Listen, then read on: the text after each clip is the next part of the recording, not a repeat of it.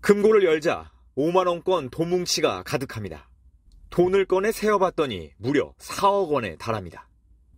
대전에서 깡통 전세 사기 행각을 벌이다 붙잡힌 일당 중 주범 김모 씨의 금고입니다. 이들은 이곳 대전 가양동에 있는 다가구 주택을 사들이고 이를 담보로 대출을 받아 인근 중리동에 또 다른 다가구 주택을 지었습니다. 이 주택들을 주로 20에서 30대 사회초년생에게 전세로 주고 전세금으로 또 건물을 지어 범행을 이어간 겁니다. 한 1억 2천 정도 드는데 그걸 해서 은행에서 막 대출 땡기고 해가지고 빌라를 하나 매입을 해요. 임대차 계약을 해서 그 보증금이 나오니까 이 돈을 가지고 다른 데다가 또 신축을 해. 지금까지 피해를 본 세입자만 52명. 이들이 돌려받지 못한 계약금만 44억 원에 달하는 것으로 확인됐습니다. 경찰은 전세 사기 혐의로 자금채기자 주범인 김 씨 등 4명을 검거하고 2명을 구속했습니다. 피해자들은 일당 중에 한 명인 공인중개사가 선순위 임차인이라고 한 말에 속아 계약을 했습니다. 경찰은 이들이 가로챈 돈을 선물 투자에 이용했다는 진술을 확보해 추가 수사를 이어나갈 계획입니다. 서울 동작구의 한 대학가입니다. 보증금 300만 원에 월세 35만 원부터 보증금 1,000만 원에 월세 50만 원까지. 안내글이 다양한데 전세 물건은 찾기 어렵습니다. 계약할 때 부모님들이 전세는 좀 피하고 싶고요. 예전에는 전세를 위주로 쓰셨는데. 서울 주요 대학가 원룸 월세를 조사한 결과 가장 비싼 곳은 평균이 83만 원에 달합니다.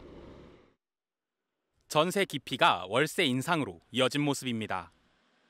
언니와 최근 자취를 시작한 대학생 소지연 씨도 매달 80만 원을 월세로 내는 게 부담스럽지만 딱히 도리가 없습니다. 전세 매물을 구한다고 말씀을 드렸더니 이제 사장님께서 요즘 뭐 빌라 왕이다, 오피스텔 왕이다 하면서 전세 사기가 너무 많아서 이제 강력하게 좀 만류하시더라고요.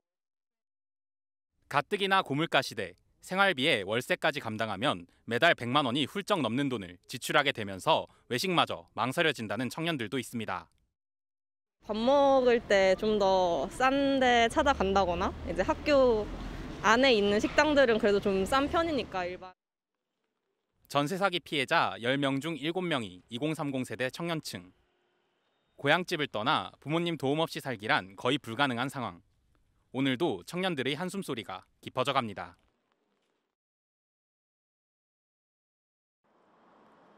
서울 성북구의 한 신축 빌라.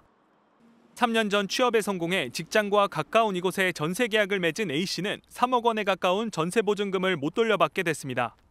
제가 입주하고 나서 한 달 반, 2달 정도 뒤에 로 이제 인내인이 바뀌었어요. 빨리 집을 빼고 싶으면 부동산에 뭐 제가 더 돈을 얹어줘서 세입자를 더 빨리 제가 구해라라고. 이곳 빌라에서 파악된 해당 임대인의 전세 사기 피해는 3건이 넘는데 일부 세대는 압류까지 당했습니다. 성북구의 또 다른 빌라에 3억 원이 넘는 생애 첫 전셋집을 구한 B씨 역시 전세 보증금을 모두 날릴 처지입니다. 보증보험 가입에 대해서 얘기를 하다가 40%밖에 안 되냐라고 물어봤었을 때 안 되는 게 일반적이다. 이제 민사든 형사든 소송을 하려고 이제 변호사들을 알아보고. 피해자들은 집값보다 전세금이 많았는데도 집주인이 보증보험을 들어준단 말을 들었다가 낭패를 보게 됐습니다. 이처럼 깡통 전세 피해는 성북구뿐 아니라 인근의 중랑구에서도 잇따르고 있습니다.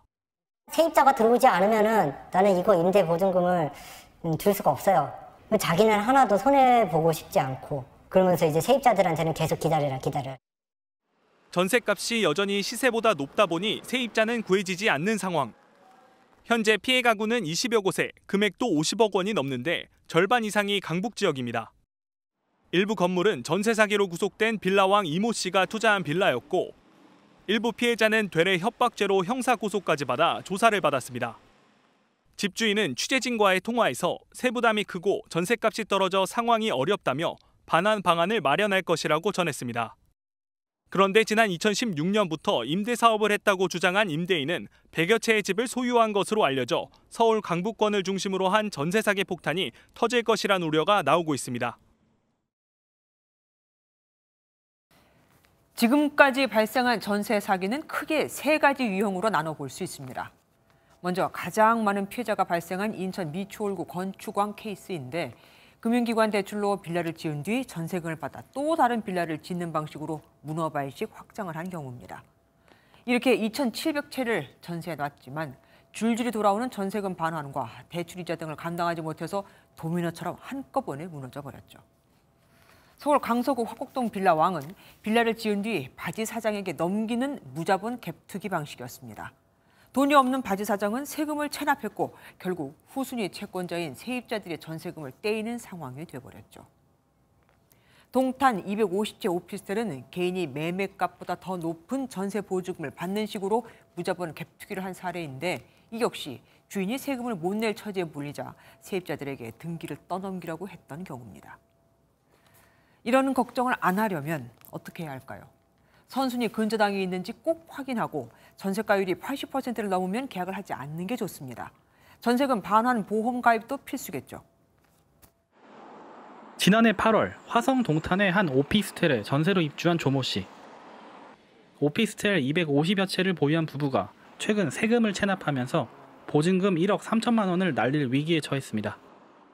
당시 조 씨를 안심시켜 전세 계약을 하게 만든 건 공인중개사였습니다.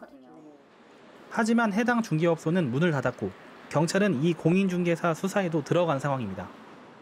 만약에 추후에 이 전세가가 떨어져서 돌려줄 수 있는 사람이다, 매너 있는 사람이다, 그래서 안심했던 것도 있는 것 같아요.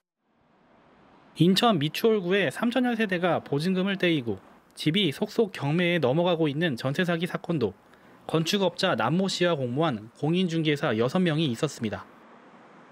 이들은 남 씨가 집을 짓기 위해 땅을 살 때 명의를 빌려주고 별도 수수료를 받으며 세입자를 끌어모은 것으로 알려졌습니다. 문제는 사기에 가담한 공인중개사에 대해 처벌이 쉽지 않고 그마저도 약하다는 점입니다. 공인중개사는 중개 대상물인 부동산의 저당권 등 권리 관계에 대한 사항을 설명할 의무가 있지만 정작 정보를 열람할 권한조차 없고 처벌할 규정도 솜방망이 수준입니다. 고의로 이와 같은 행위를 했다는 점에 대해 입증하기가 쉽지 않은 문제가 있고 형법상 사기죄도 검토해 볼 수 있겠으나 당사자가 아닌 중개인에 불과하다는 점에서 고의로 입증하기 어려운 측면이 있습니다. 이에 따라 공인중개사의 자격 유지와 처벌 강화 관련 규정을 신설하고 부동산 중개 과정에 업무 이력도 볼 수 있는 시스템이 구축되어야 한다는 목소리가 나옵니다. 20여 가구가 사는 부산의 한 6층짜리 빌라입니다.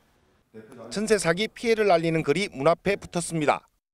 전세 계약이 만료되면서 보증금을 돌려받아야 하는데 건물주가 연락이 두절돼 입주민들이 공동 대응에 나선 겁니다.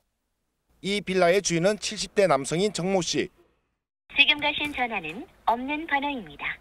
다시 확인하신 후 걸어주십시오.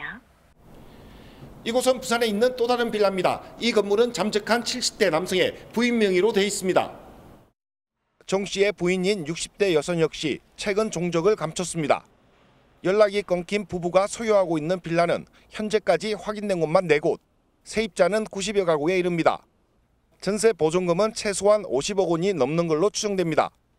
이 부부는 건물 4채를 담보로 금융권에서 46억 원의 대출을 받았습니다.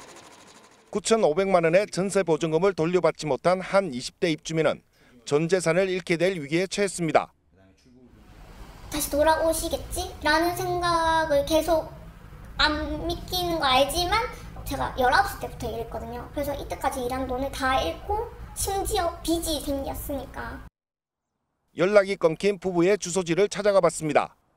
인적이 드문 곳에 있는 비닐하우스인데 인근 주민들조차 얼굴은 본 적이 없다고 말합니다.